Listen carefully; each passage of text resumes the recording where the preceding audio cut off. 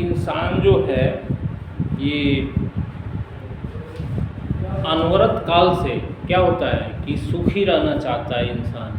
सबसे पहला उसका क्या उद्देश्य रहता है किसी भी इंसान का कि सुखी रहना, ठीक। और उसी से मुक्ति का प्रयास जो है वो इंसान हमेशा करता रहा। और ये आवश्यकता भी है इंसान की कि इंसान चाहता है कि वो सुखी रहे। तो उसी के प्रयास के चक्कर में जैसे इंसान ने जितने सारे इन्वेंशन किए हैं उस दुनिया में, वो अपने को सुखी होने के लिए किया है। चाहे वो भोजन का इन्वेंशन जीने के लिए, या धूप से और गर्मी से, जाड़ा से, कपड़ों का जो इन्वेंशन किया, तो वो क्या किया कि हमारा शरीर इनसे बचा रहे और हम धूप में, हमको तेज धूप ना लगे और हम थोड़ा आनंद में रहें। यानी कि इंसान की महत्वपूर्ण चीज़ें क्या रही शुरू से ही कि वो क्या चाहता है कि सुखी रहे, और उसकी ये आवश्यकता भी है। लेकिन उसके चक्कर में उसमें चारों तरफ क्या हुआ कि रोगों से वो घिरता भी चला गया। जितनी सुविधा देखते हैं मिलती है, उतना जो है उसका दुष्प्रभाव भी होता है।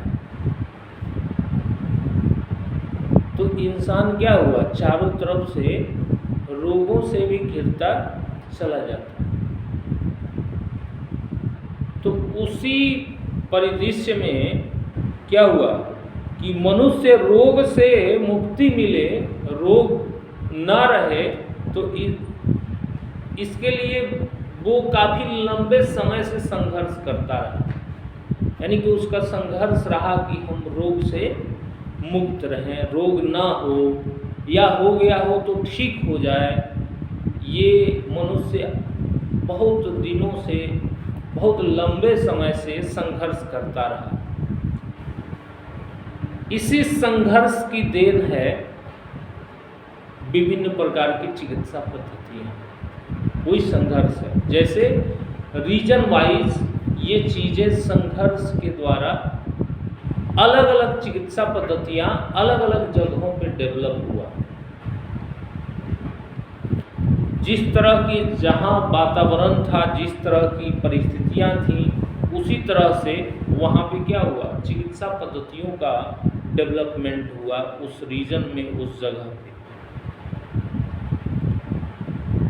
तो एलोपैथी की खोज, जो अंग्रेजी दवा की खोज है, वो कहाँ हुआ, अंग्रेजों ने किया, यूरोप में हुआ। फिर आपका आयुर्वेद, जिसको बोला जाता है कि एशिया में, हमारे वहाँ इसकी खोज हुई। ऋषि मुनियों ने इसको खोजा, जंगलों में तमाम जगहों से चीज़ों को इकट्ठा करके रोग से मुक्ति होने का प्रयास किया और इसको खोजा, एक चिकित्सा पद्धति जो आयुर्वेद हुई। फिर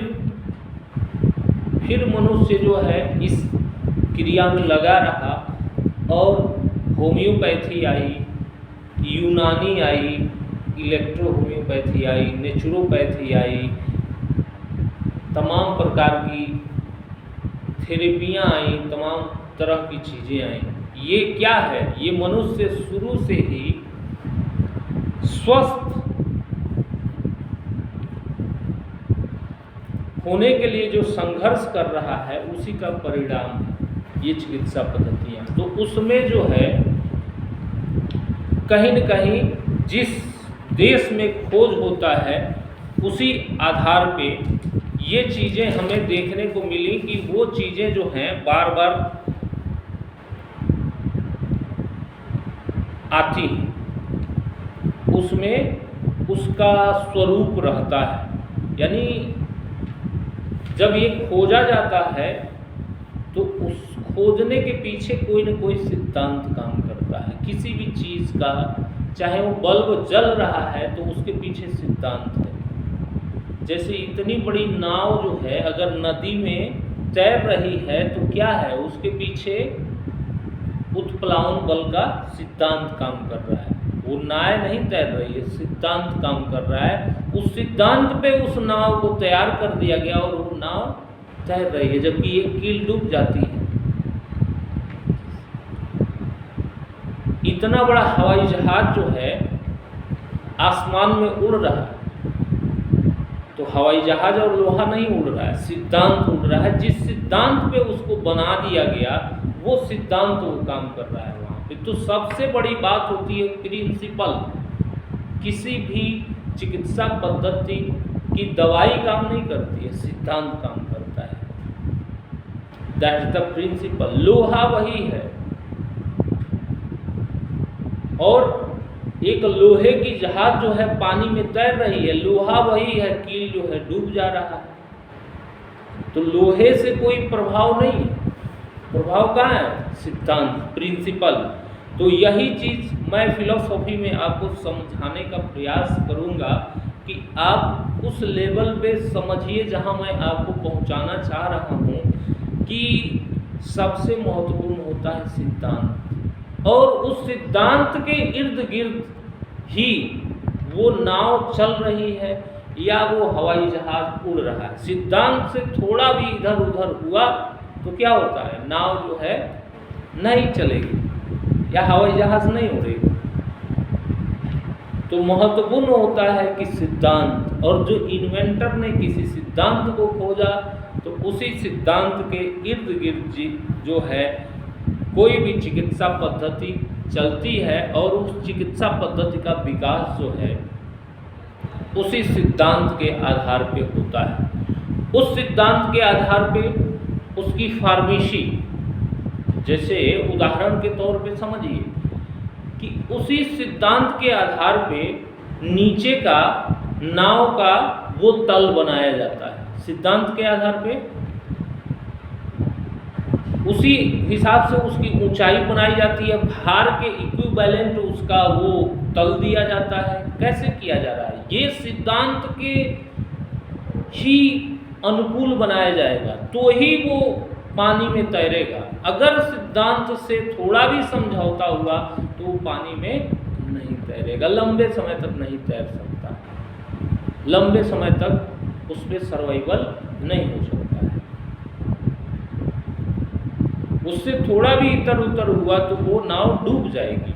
तो जितना भी निर्माण हुआ है उसी तरह से चिकित्सा पद्धति को जब आप देखेंगे और समझेंगे तो उसकी जो फार्मेसी हुई, यानी कि दवा बनाने की जो विधियां हुई, यानी जिस तरह से दवा बन रहा है वो उस सिद्धांत के इर्द गिर्द ही घूमना चाहिए। Preparation of the medicine, law of dosology, यानी कि दवा देने का तरीका भी उसी सिद्धांत के इर्द गिर्द घूमना चाहिए। पेशेंट देखने का जो तरीका है वो भी क्या है कि उस सिद्धांत के इर्द गिर्द घूमना चाहिए। यानी कि जो हम मरीज देख रहे हैं, पेशेंट देख रहे हैं, तो क्या होना चाहिए, वो उसी सिद्धांत के इर्द गिर्द घूमना चाहिए, तो ही हम उस चिकित्सा पद्धति से सफलता पा सकते हैं। कहीं भी थोड़ा भी विरक्त हुए तो हम असफलता को जरूर पाएंगे। असफलता का मतलब कि रोगी ठीक नहीं होगा, कुछ देर के लिए आराम होगा, पूर्ण स्वस्थ नहीं कर सकते हैं आप। सिद्धांत से समझौता करेंगे तो पूर्ण स्वस्थता उसको नहीं मिल सकती। जैसे कैसे भी नाव बना के डाल दीजिए लेकिन पूर्ण रूप से वो नाव चलेगी नहीं, हवाई जहाज उड़ेगा नहीं। तो आप जो प्रिपरेशन ऑफ द मेथड अपना रहे हैं दवाई बनाने में या कलेक्शन में या प्रोसेस जो उपयोग कर रहे हैं वो सिद्धांत के इर्द गिर्द ही घूमना चाहिए। अन्यथा दवाई से क्या होगा कि आराम मिलेगा फिर ठीक नहीं होगा, कुछ पैलिएटिव आराम मिल जाएगा, रोगी पूर्ण रूप से ठीक नहीं होगा।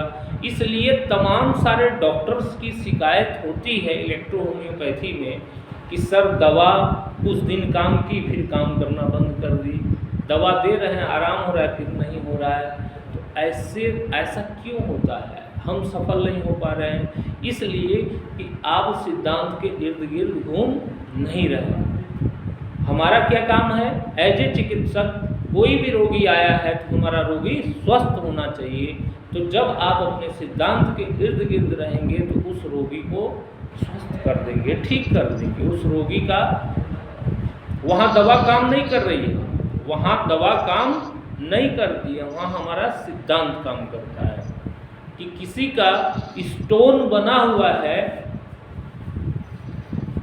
तो हम कैसे उसको तोड़ें, कैसे निकालें? वहां पे क्या काम करती है? वहां पे सिद्धांत, प्रिंसिपल काम करती है, ना कि दवाई आपकी काम करती है। इसलिए सबसे महत्वपूर्ण है the principle of the medicine, principle of the system, कि कैसे ये दवाइयाँ काम करती हैं। तो मैं आपको समझाने की कोशिश करूँगा इस फिलोसॉफी में कि कैसे हम सिद्धांत के इर्द गिर्द हमारी दवाइयाँ या हमारे जो डोजोलॉजी हैं या सिलेक्शन ऑफ रेमेडी है या जो मरीज़ हम देख रहे हैं, डायग्नोस कर रहे हैं, वो हमारे सिद्धांत के इर्द गिर्द है कि नहीं। तो इसकी भरपूर समझ जो है हमारे इलेक्ट्रो होम्योपैथी में सबको होनी चाहिए। तो इस फिलोसॉफी के पार्ट में यही